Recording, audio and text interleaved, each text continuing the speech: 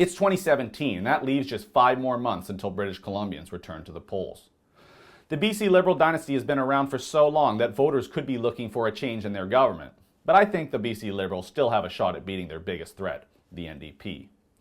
But if they are to do so, here are 4 major policy changes that the BC Liberals should put in their platform if they still want to be in government after May 9th.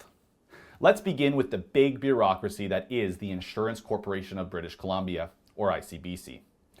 ICBC was brought in under the BC NDP government of Dave Barrett in the 1970s, and currently it holds a monopoly on mandatory auto insurance in the province.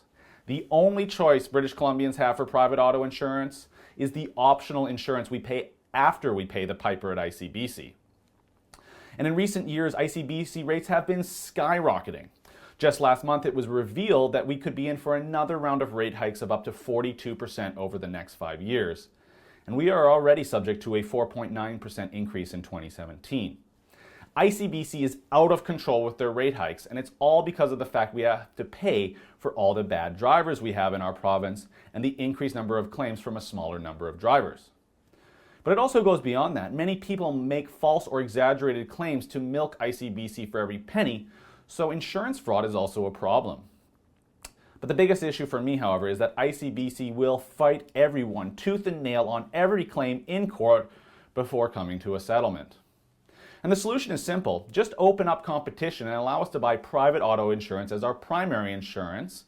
And I'm not saying give people the option of not having insurance altogether. Still make it mandatory, but give us choices. Allow the free market and insurance companies to compete for our business and reward good drivers, as many of the private insurers down south do. And that's what particularly appeals to me about privatization of auto insurance. The fact that those companies are far more likely to reward good drivers with low rates, and it's more likely that they will start and sometimes even complete your claim in a timely manner and without having to fight them over it like we do with ICBC. My second suggestion for the BC Liberals, as we await to see if their LNG export dreams come to fruition, is for them to champion an increase in domestic natural gas use and start exploring compressed natural gas and liquefied natural gas as a transportation fuel. Thus far, despite a 2013 election promise from Premier Clark of a debt-free BC, thanks to LNG export royalties, we have only seen one mid-sized export facility get approved and invested in, and 0 break ground.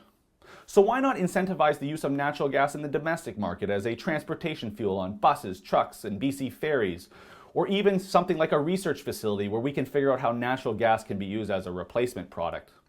For instance, natural gas is now being used to make motor oils. And as long as any incentives are given in the form of tax breaks and credits and not government handouts, this is something I think could give our natural gas industry a nice little boost. The third idea I have for Premier Clark and the BC Liberals is one she has already hinted at: tax cuts.